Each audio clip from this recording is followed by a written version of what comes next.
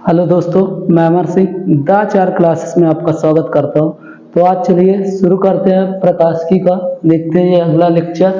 इसमें देखते हैं very most important derivation. Derivation क्या है? गोलीय अवतल पृष्ठ पर अपवर्तन का सूत्र। इसमें दो डेरिवेशन होते हैं। जो एक डेरिवेशन कंफर्म पूछा जाता है, एक अवतल का होता है, दूसरा उत्तल का होता है। तो सबसे पहले हम देखेंगे गोलीय अवतल पृष्ठ पर अपवर्तन का सूत्र। तो देखते हैं। इसके लिए सबसे पहले इसका फिगर बनाएंगे।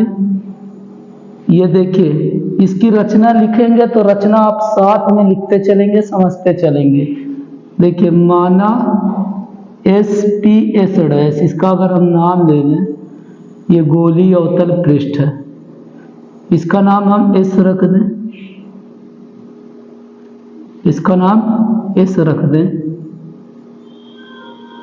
इसका नाम यहाँ पे इसका ध्रुव अगर हम P मान लें और यहाँ पे इसका नाम S, तो लिखेंगे कैसे? ध्यान से शुरू से समझते चलिए।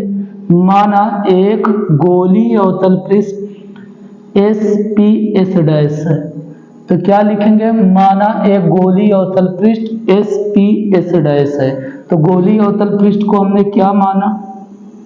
गोलीय अवतल पृष्ठ SPS डैश है।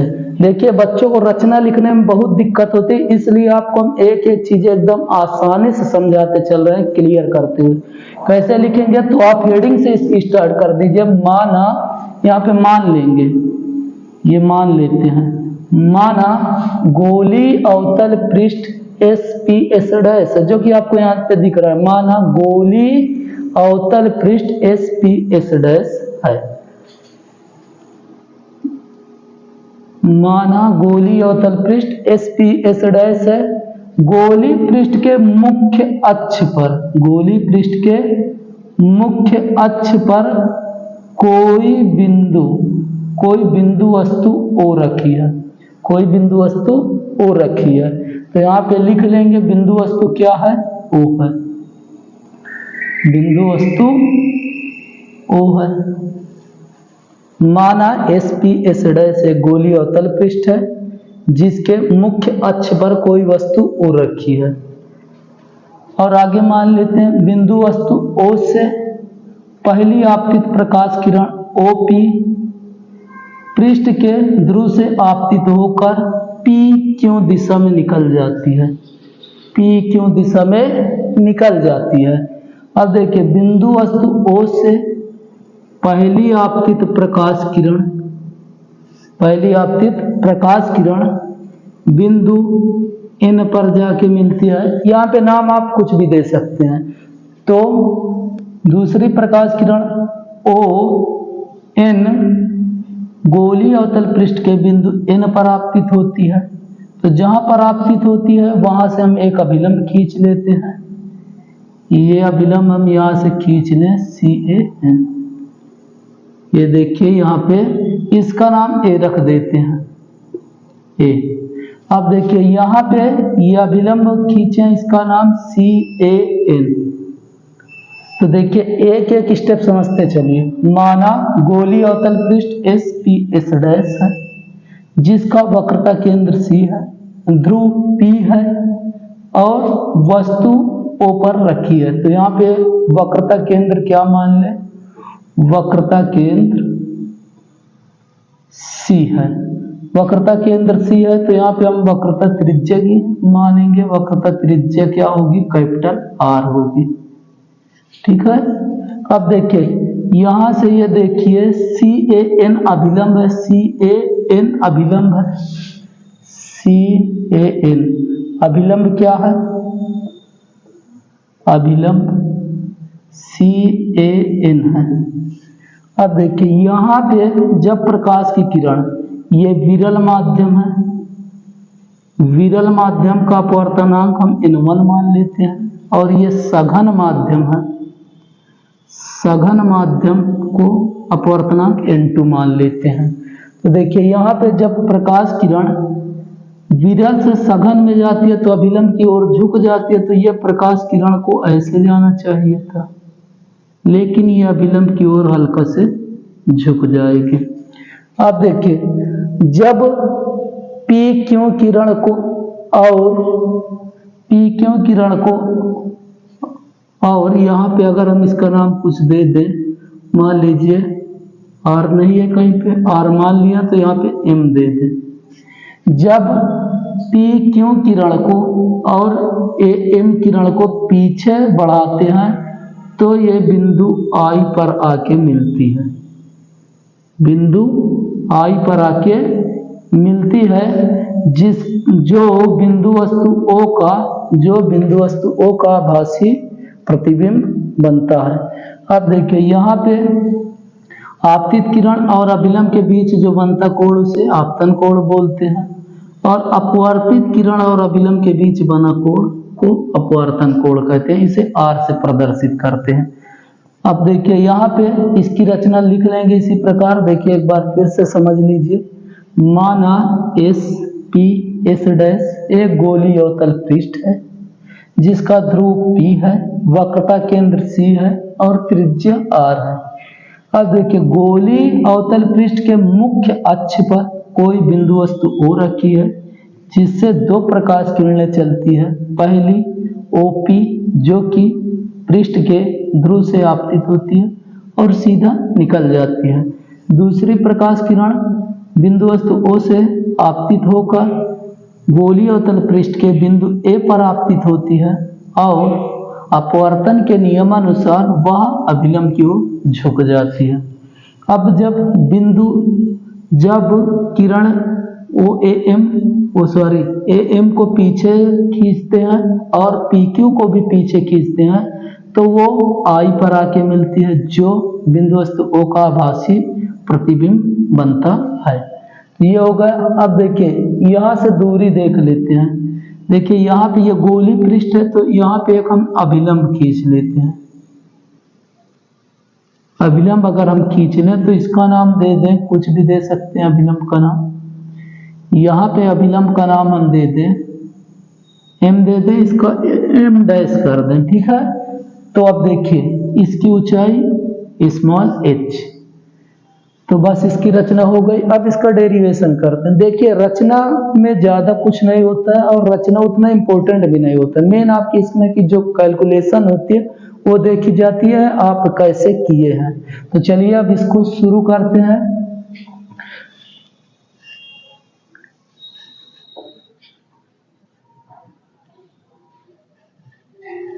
अब देखिए यहाँ पे दूरी देख लेते हैं। अगर ध्रुव से वक्रता केंद्र के बीच की दूरी को देखें तो त्रिज्या बोलते हैं। अगर आपको ये नहीं पता तो पहले वीडियो में बताया गया, आप लोग देख लीजिएगा जाके। अब देखिए प्रतिबिंब और ध्रुव के बीच की दूरी को प्रतिबिंब की दूरी बोलते हैं, इसे V से प्रदर्शित करते हैं। वस्तु से ध्रुव के बीच की दूरी को U से प्रदर्शित करते हैं। ये यहाँ पे हम लिख भी सकते हैं, साइड में यहीं पे लिख लेते हैं। आप लोग इधर लिख लीजिएगा CP बराबर। अब देखिए इसे ज्यामितीय निर्देशांक के द्वारा देखेंगे। ज्यामितीय निर्देशांक के द्वारा देखेंगे तो इसमें क्या CP जो है ये बाईं ओर है, ये माइनस में होगा। अब देखिए यहाँ पास IP जो होगा वो भी माइनस में भी होगा और CP, ये CP देखिए R है ना, वक्रता त्रिज्या। देखिए वक्रता केंद्र और ध्रुव के बीच की दूरी वक्रता त्रिज्या कहलाती है। ये ज्यामितीय निर्देशांक के कारण यहाँ पे माइनस में। उसके बाद अब देखिए यहाँ पे प्रतिबिंब और ध्रुव के बीच की दूरी प्रतिबिंब की दूरी कहलाती है, इसे -V से यहाँ पे दिखाएंगे।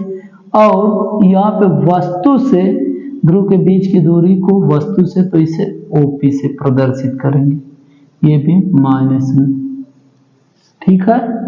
अब याद रखिए यहाँ पे जो बना कोण है अल्फा, यहाँ पे बना कोण बीटा और यहाँ पे बना कोण गामा, ठीक है। तो लिख सकते हैं एंगल O बराबर अल्फा, एंगल I बराबर यहाँ पे बीटा और एंगल C बराबर यहाँ पे लिख सकते हैं गामा। तो अब शुरुआत इसकी करते हैं, ठीक है। तो चलिए देखते हैं। इसमें याद रखिए, देखिए त्रिभुज OAC, त्रिभुज ओ ए सी में गामा बहिष्कोण है। तो याद रखना बहिष्कोण का मतलब क्या है। ये मान लीजिए त्रिभुज है, तो यहाँ पे अगर जो कोण बन रहा है, बहिष्कोण का मतलब होता है बाहरी कोण, बाह्य कोण। बाहरी कोण बोल सकते हैं या बाह्य कोण, इसी को क्या बोल सकते हैं, बाह्य कोण। अब देखिए जो बाहरी कोण होता है अंदर वाले दो कोणों के योग के बराबर होता है। यहाँ पे मान लीजिए आपका क्या है, देखिए गामा है, तो अंदर यहाँ पे आई बन रहा है, तो यहाँ पे आई, और यहाँ पे देखिए अल्फा है। तो याद रखिए जो बाहरी वाला कोण होगा अंदर वाले दोनों कोणों के जोड़ के बराबर होगा या योग के।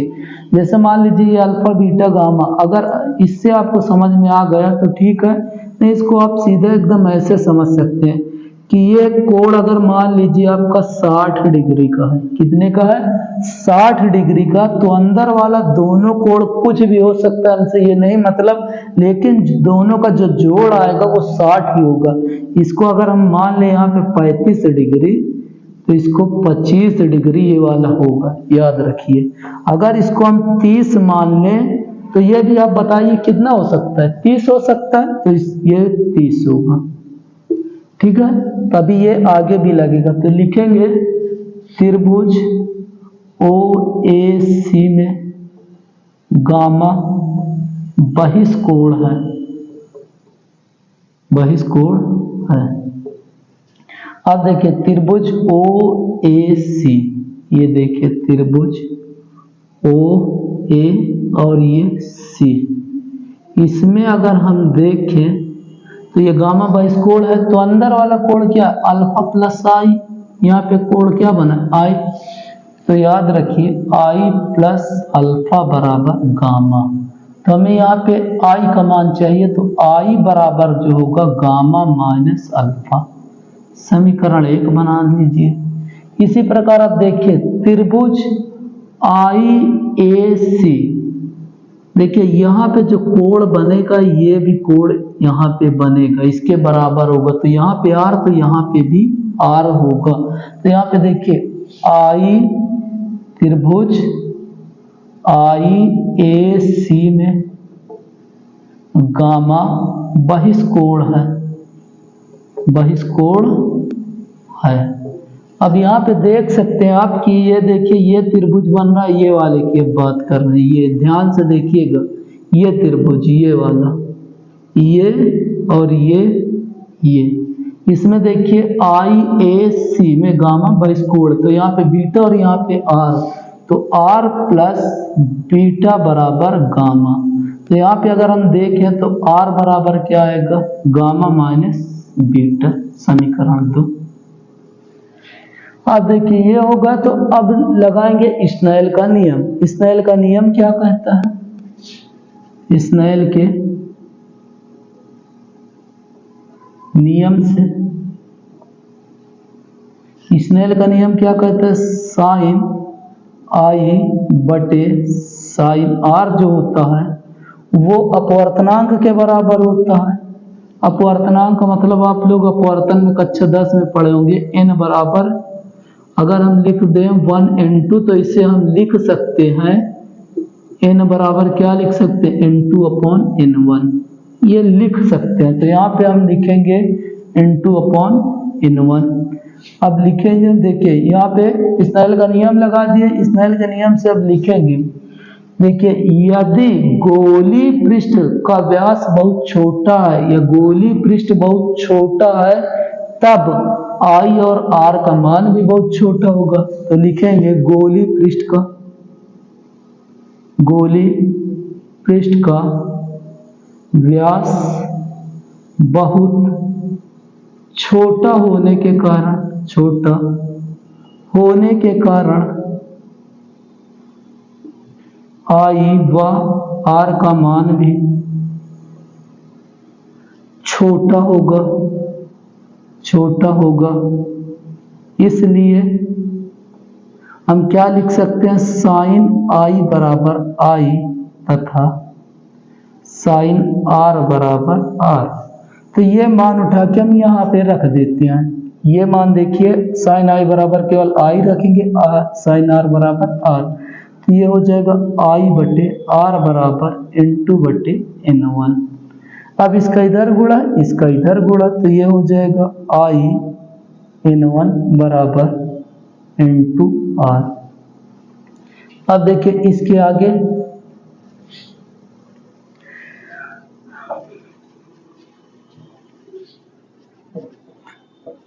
अगर आप लोग ऐसी वीडियो चाहते हैं और आपको वीडियो अच्छी लगती है, समझ में आती है, तो आप इस चैनल को जरूर लाइक कीजिए और सब्सक्राइब कीजिए, क्योंकि आप लोग के लिए एकदम आसान भाषा में एकदम अच्छे तरीके से आपको यहाँ समझाया जाएगा, पढ़ाया जाएगा। और कोई भी दिक्कत आती है आप कमेंट बॉक्स में कमेंट कर सकते हैं। अब देखिए यहाँ पे ये आ गया। अब देखिए आई और आर का मान, आई और आर का मान समीकरण 1 और 2 से रख दीजिए। देखिए ये आई है और ये आर है, तो समीकरण 1 से आई का मान रख दीजिए, समीकरण 2 से आर का मान रख दीजिए। तो लिखेंगे समीकरण 1 व 2 से आई व आर का मान रखने पर अब देखिए आई का मान कितना है, देख लीजिए, गामा माइनस अल्फा, और क्या है N1 है, तो यहाँ N1 कर दीजिए। अब चित्र को साफ कर देते हैं, आप लोग चित्र बना लिए होंगे। अब देखिए यहाँ पे चाहे इसको आगे पीछे कर सकते हैं, कोई दिक्कत नहीं। यहाँ पे क्या है इनटू आर का मान क्या है, ये देखिए gamma minus beta, gamma minus beta. अब इसका गुणा करा दीजिए, N1 gamma minus N1 alpha बराबर, यहाँ पे इसमें करा दीजिए इनटू गामा माइनस क्या हो जाएगा यहाँ पे इनटू बीटा। अब देखिए गामा को एक तरफ कर लीजिए और अल्फा बीटा को एक तरफ, तो इसको इधर अगर हम बुलाएं तो ये हो जाएगा इनटू बीटा, माइनस में इधर प्लस में, और ये बताइए माइनस में, तो यहाँ माइनस में रहेगा। अब ये देखिए यहाँ पे इनटू गामा, ये बताइए इधर प्लस में इधर आया माइनस में, N1 गामा।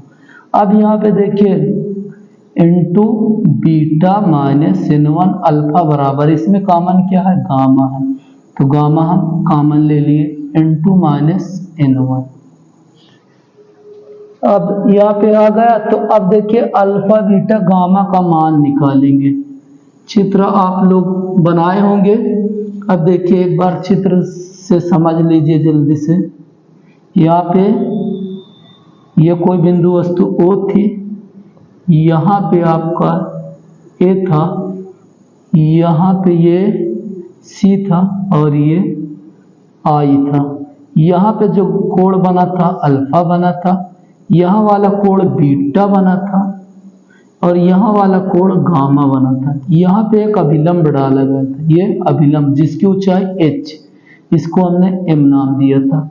तो अब देखिए यहाँ पे हम अल्फा बीटा गामा का मान निकालेंगे। तो अल्फा बीटा गामा का मान कैसे निकालेंगे, तो यहाँ पे देखिए कुछ दूरियां भी साइड में आपको लिखी गई थी। तो देखिए सबसे पहले हम निकालेंगे अल्फा का, फिर गामा का, फिर बीटा का। तो लेंगे देखिए त्रिभुज OAM, क्या लेंगे त्रिभुज OAM।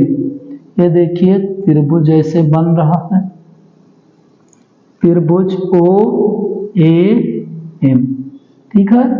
यहाँ पे त्रिभुज OAM में, ठीक है, या तो ये बोल सकते हैं त्रिभुज OMA में, ठीक है। तो त्रिभुज OAM से, ठीक है। तो यहाँ पे कोण बना अल्फा, ठीक है, ये ऊंचाई h है। अब देखिए यहाँ से अगर हम देखें ये वस्तु है, यहाँ पे ध्रुव होगा, ठीक है। तो अगर इसकी दूरी देखें तो u लिखे थे, OP बराबर हमने क्या लिखा था -u, तो यहाँ पे, और IP बराबर हमने क्या लिखा था -v, और CP बराबर हमने लिखा था -r। ये मान रखना, याद रखिए। तो यहाँ पे त्रिभुज OAM से, त्रिभुज OAM यहाँ पे। अब देखिए इसमें अगर देखें तो आपको दो भुजाएं दी हैं, ये वाली भुजा U, ठीक है। तो इसमें हम लगाएंगे, देखिए लंब दिया और आधार, लंब और आधार ये बताए फॉर्मूला किसमें होता है, साइन कांस्टेंट में। तो आपको पता है अगर लाल बटे कक्का आप अगर लिखें, अब फार्मूला अगर आपको न याद हो तो यहाँ पे देखें लंब और आधार का लास्ट वाले में है, तो ये tan थीटा होता है, आपको पता है ये साइन का, ये कॉस का और ये tan का। तब यहाँ पास हम लगाएंगे tan अल्फा, क्या लगाएंगे, tan अल्फा। तो tan अल्फा बराबर जो होगा, तो आप इसको ऐसे लिख लीजिए, त्रिभुज, यहाँ पे त्रिभुज AOM, AOM से, AOM से यहाँ पे tan अल्फा बराबर आपको पता है क्या होता है, लंब बटे आधार, लंब बटे आधार। तो ये बताइए लंब क्या है आपका, लंब अगर इसमें देखें H है, या इसको AM लिख लें, ये देखिए AM बटे आधार क्या है, यहाँ से हम OM क्या लिखेंगे, OM, ठीक है। इसी प्रकार हम लिख लेंगे tan बीटा, tan बीटा देखिए ये भी होगा लंब बटे आधार, तो यहाँ से बीटा यहाँ बन रहा है, तो IM क्या होगा, IM अपॉन IM हो गया लंब बटे आधार। देखिए यहाँ पे ये AM क्या है, AM बटे यहाँ से IM, तो आपको पता है इसे अभी लिख लेंगे। उसके बाद tan गामा बराबर लिखेंगे, तो ये बताइए कोण है, तो ये वाला त्रिभुज, तो यहाँ पे त्रिभुज अगर हम लें तो आपका यही बन रहा है ACM, तो यहाँ पे हम लेंगे, देखिए सब में लंब वही रहेगा AM बटे CM। अब देखिए यहाँ पे थोड़ी सी हिंदी लिखना है कि गोली पृष्ठ का व्यास छोटा होने के कारण, ये गोली पृष्ठ अत्यंत छोटा होने के कारण M जो होगा P के बहुत समीप होगा, M जो होगा P के बहुत समीप होगा। तो यहाँ पे हम लिख लेते हैं, अब देखिए इसका काम अब खत्म हो जाएगा, अब इसका काम नहीं रहेगा। देखिए यहाँ पे लिखेंगे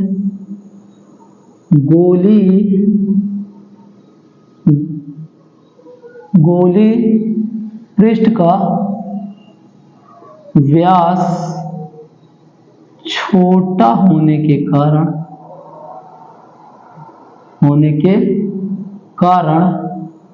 अल्फा बीटा गामा का मान भी बहुत छोटा होगा, इसलिए हम क्या लिख सकते हैं, tan अल्फा बराबर अल्फा, tan बीटा बराबर बीटा, और tan गामा बराबर गामा। तो जहां पे ये दिख रहा है तो इसको हम सीधा अल्फा बीटा गामा के बराबर भी लिख सकते हैं। तो यहाँ पे ये समझ लीजिए कि इसको हमने अल्फा के बराबर कर दिया, इसको बीटा के बराबर और इसको गामा के बराबर। आप लोग ये चीज इससे पहले भी लिख सकते हैं, यहाँ पे लिख के आप ऐसे कर सकते हैं, इसको इधर भी लिख सकते हैं, ठीक है। नहीं तो इसको ये देखिए, इसको हम tan अल्फा किसके बराबर होगा बताइए, tan अल्फा जो होगा अल्फा के बराबर, tan बीटा जो होगा बीटा के बराबर होगा, और tan गामा जो होगा गामा के बराबर होगा, ठीक है। ये हिंदी आप यहाँ पे लिख देंगे। अब देखिए जहां पे आपको AM दिख रहा है, तो आप इसे लिख सकते हैं AP, ठीक है। नहीं यहीं पे सीधा मान रख लेते हैं, नहीं काफी लंबा हो जाएगा। AM का मान अभी आप लोग अगर देखे थे H था, और ओ एम का मान क्या था, वस्तु थी, तो वस्तु के लिए माइनस यू, और यहाँ पे ए एम का मान एच ही होगा, और आई एम का मान प्रतिबिंब की दूरी थी तो माइनस वी, और यहाँ पे ए एम का मान था एच, और सी एम सी पी से मान सकते हैं, तो यहाँ पे लिखेंगे वक्रता केंद्र आर। तो देखिए ये सभी मान आप अल्फा बीटा गामा का मान यहाँ पे रख दीजिए। समीकरण इसको 3 बना देते हैं। तो समीकरण 3 में अल्फा बीटा गामा का मान रखने पर, समीकरण 3 में अल्फा बीटा गामा का मान रखने पर अब देखिए अल्फा बीटा गामा का मान रख देते हैं। अल्फा का मान देखिए क्या है, ये देखिए अल्फा का मान एच अपॉन माइनस यू। तो देखिए पहले समीकरण एक बार लिख दें, n2 beta minus n1 alpha बराबर गामा n2 माइनस n1। अब देखिए सबसे पहले बीटा का मान रखना है, तो बीटा का मान क्या है, H upon minus V into H upon minus V, फिर माइनस है तो माइनस लगाई, n1 लिख लीजिए। अल्फा का मान क्या है, अल्फा का मान देखिए ये एच अपॉन माइनस यू, तो ये देखिए माइनस माइनस इसको प्लस, माइनस माइनस प्लस, तो इसको एक ही लाइन में लिख लेते हैं ये, ठीक है। उसके बाद क्या है गामा का मान क्या है, देखिए एच अपॉन माइनस आर, यहाँ n2 माइनस n1, ठीक है। अब देखिए अगर इसमें टोटल देखें तो कुछ कॉमन है, कॉमन क्या है, यहाँ से आप कॉमन ले लीजिए माइनस एच, क्या कॉमन ले लें, माइनस एच, तो h अगर माइनस कॉमन ले लिए तो ये माइनस प्लस हो जाएगा, n2 अपॉन वी हो जाएगा, और देखिए माइनस कॉमन लिए तो minus minus plus minus n1 upon you केवल बचेगा। यहाँ से हमने देखिए कॉमन लिया माइनस एच, तो ये माइनस वाला प्लस, और यहाँ पे प्लस वाला माइनस, और ये क्या है माइनस एच अपॉन आर है, तो आर को हम ये दोनों के बटे में लिख दें, into minus n1 upon are कर दें। अब h से माइनस h से कैंसिल, तो आ गए n2 upon V minus n1 upon U बराबर n2 minus n1 upon R. यह फॉर्मूला सिद्ध करना था और सिद्ध हो गया। आपको अगर जहां से भी न समझ में आया होगा एक बार कमेंट कर दीजिए, अगली वीडियो में आपको हम ये फिर से बता देंगे, ठीक है। तो इसका स्क्रीनशॉट ले लीजिए, और वीडियो अगर आपको पसंद आया है और आपको समझ में आया तो इस चैनल को जरूर सब्सक्राइब कर लीजिए, इस वीडियो को लाइक कीजिए और अपने दोस्तों के साथ ज़्यादा से ज़्यादा शेयर कीजिए।